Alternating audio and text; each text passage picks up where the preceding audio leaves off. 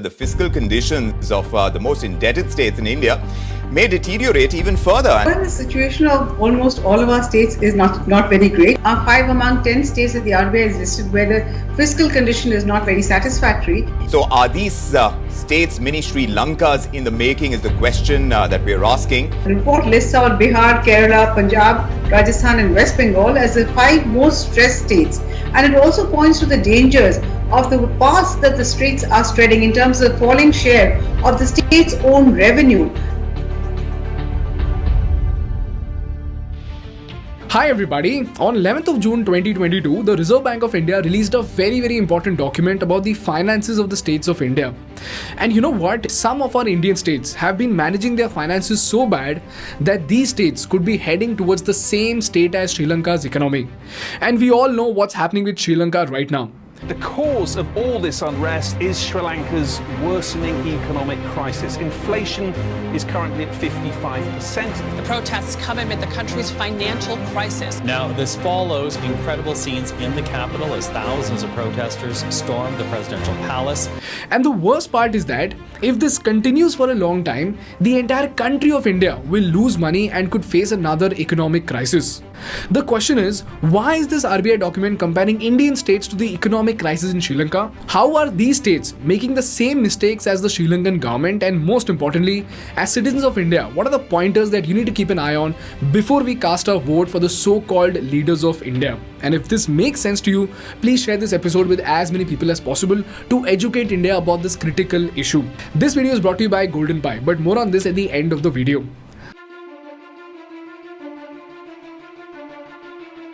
To start from the basics, if you look at the Sri Lankan economy, the country is witnessing an economic crisis because of 3 reasons. Number 1, they spent 27 years into fighting a civil war that emptied their coffers and repelled foreign investments. Number 2, they did not diversify their exports and were heavily relying on plantation and tourism. And lastly, they took a lot of debt and channelized it towards economically unviable welfare schemes. Eventually, their debt to GDP ratio went for a toss to 110%, and now the country is in a pathetic state. And just like this debt GDP ratio used to check the financial health for countries, for states there is a metric called debt to GSDP ratio. This is nothing but the ratio of the debt of the state versus the gross state domestic product or GDP of the state. This ratio is ideally supposed to be around 20%. But you know what, guys?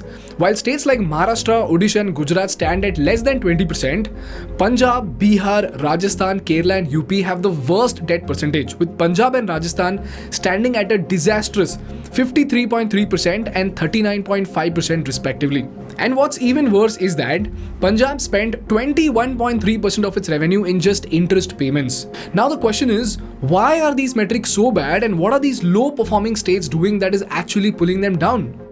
Well, just like Sri Lanka, even these states are rolling out unviable subsidies and freebies for either getting votes or to simply please the people. The worst part is that if they are in power, they could easily use the state budget instead of the party funds to please the people. And according to this RBI document, the Reserve Bank of India has raised concerns about 3 such policies.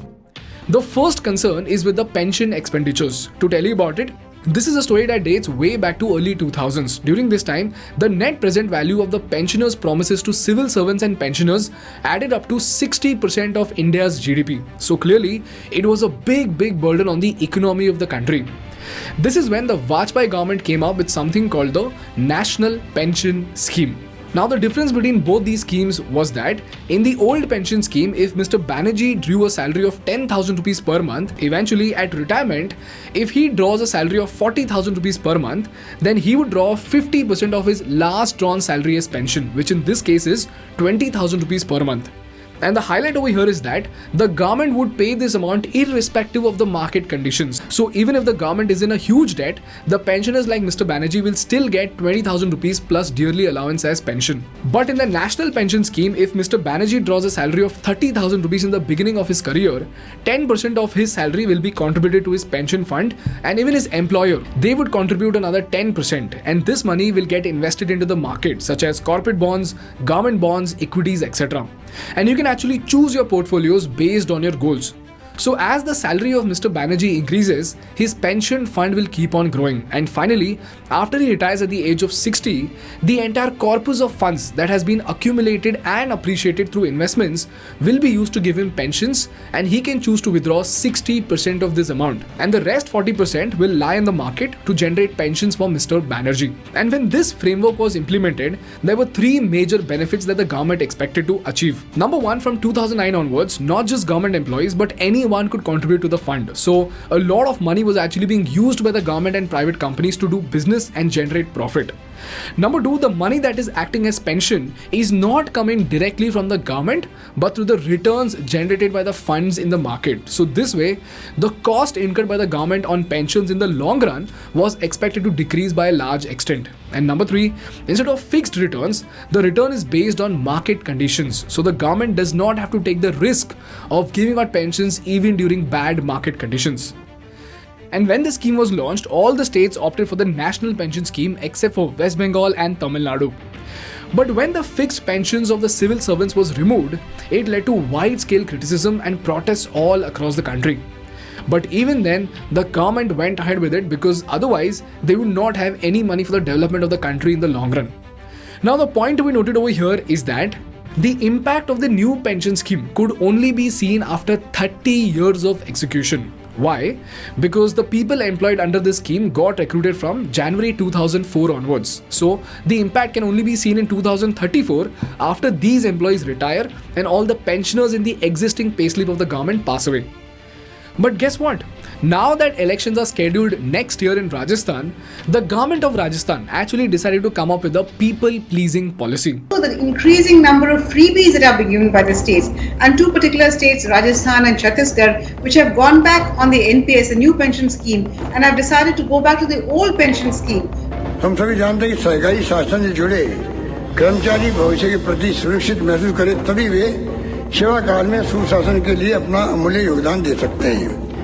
समय समय पर इन कार्मिकों ने मुझे अपनी स्वेच्छा से अवगत कराया। अतः 1 जनवरी 2004 और उसके पश्चात नियुक्त हुए समस्त कार्मिकों के लिए मैं आगामी वर्ष से पूर्व पेंशन योजना लागू करने की घोषणा करता हूँ। This was nothing but to revoke the new pension scheme and bring back the old pension scheme. And you know what? Mr. Rajiv and Ms. Renuka Sane point out that Rajasthan spends 23,000 crores on pensions and 60,293 crores on salaries and wages. This constitutes 56% of its own tax and non-tax revenues. So practically 10 lakh families constituting about 6% of the 1.6 crore families preempt 56% of the state's revenues. So if the old pension scheme is executed in the long run, the people will definitely be happy. The politicians will be happy because they'll get votes and people are happy.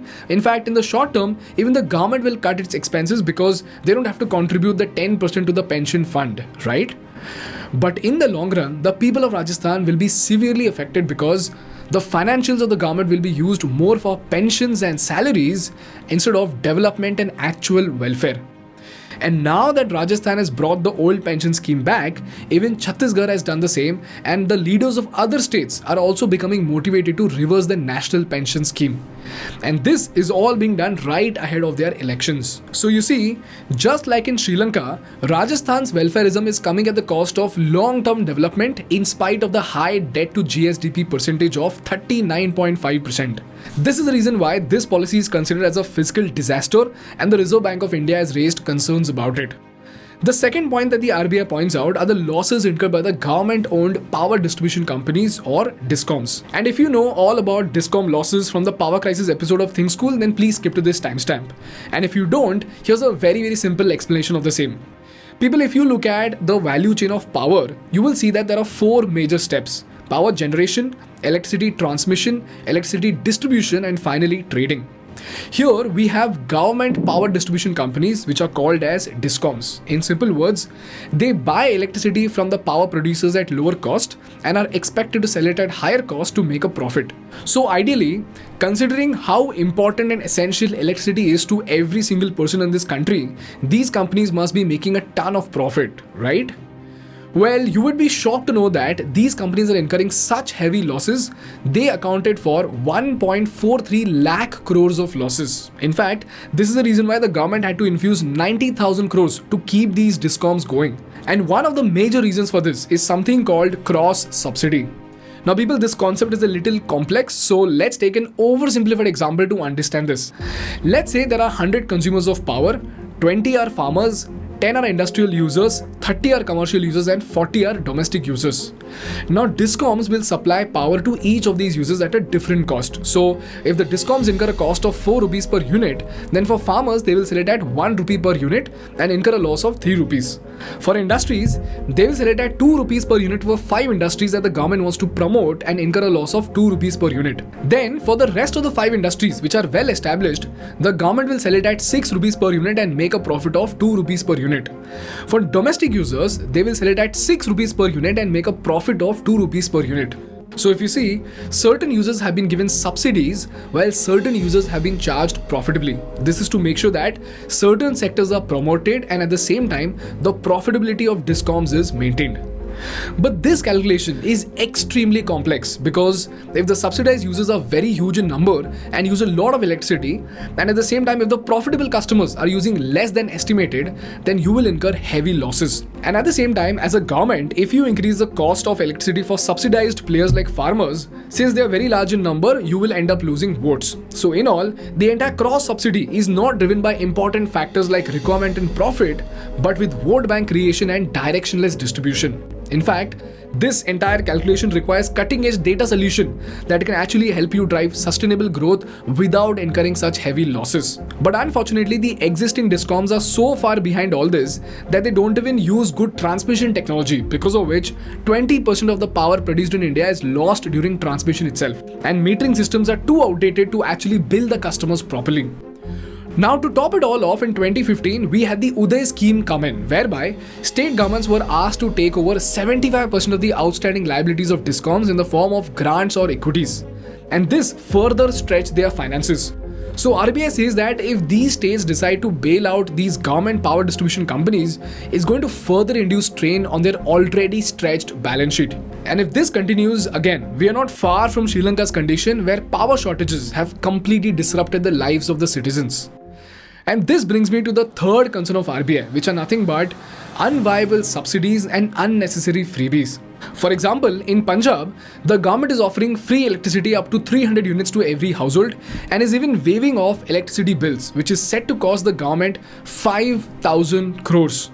On top of that, if the government does what Mr. Kejriwal promised, which is to give 1,000 rupees per month per woman who is above the age of 18, it is set to cost the state 15,000 crores according to RBI. Then we have the Andhra Pradesh government, which is offering 15,000 rupees as financial aid to every poor mother who sends her children to school. And this cost the government more than 6,500 crores.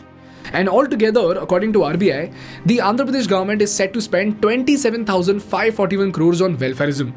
And in UP, the Home Minister himself had been promising free gas cylinders if people voted for BJP. Then in Madhya Pradesh, the electricity subsidy to farmers and domestic users alone is set to cost the state 21,000 crores. And just like these, there are a list of schemes listed by the RBI for Kerala, Jharkhand, West Bengal, Haryana, Bihar and Madhya Pradesh. By the way, the fun fact is that this entire list of states covers not just the Aam Aadmi Party and Congress ruling states, but also BJP, YSR Congress Party, Trinamool Congress and even the CPI. So this isn't about which party is doing well and which party is not. It's overall the economics of the states taking a backseat while politics takes the center stage. And this is very, very dangerous. Out of all these schemes and subsidies and freebies, it's still not very clear as to how many of them are set to generate a tangible return for the economy of the states.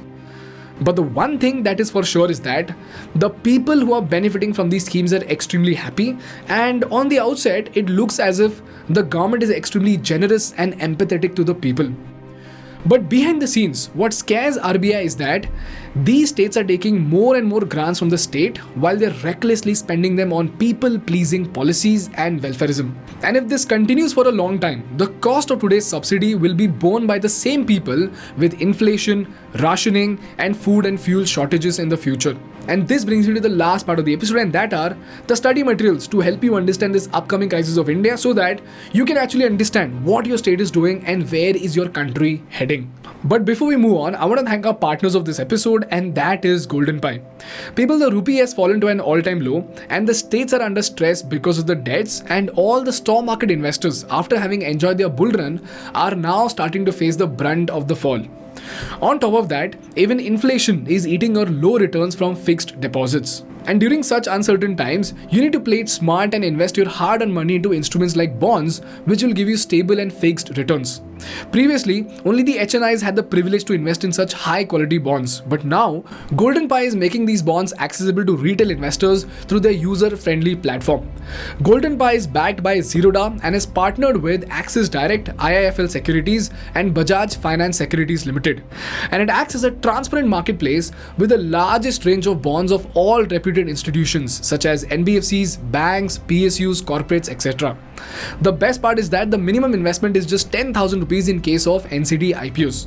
And currently, Edelweiss Brokers NCD IPO is going live. So if this sounds useful to you, check out the special link in the description, do your due diligence and make your strategic investments with GoldenPi. Moving on, the first thing I'm attaching is this RBI document itself, which will explain to you in depth as to what is going on with which state and how.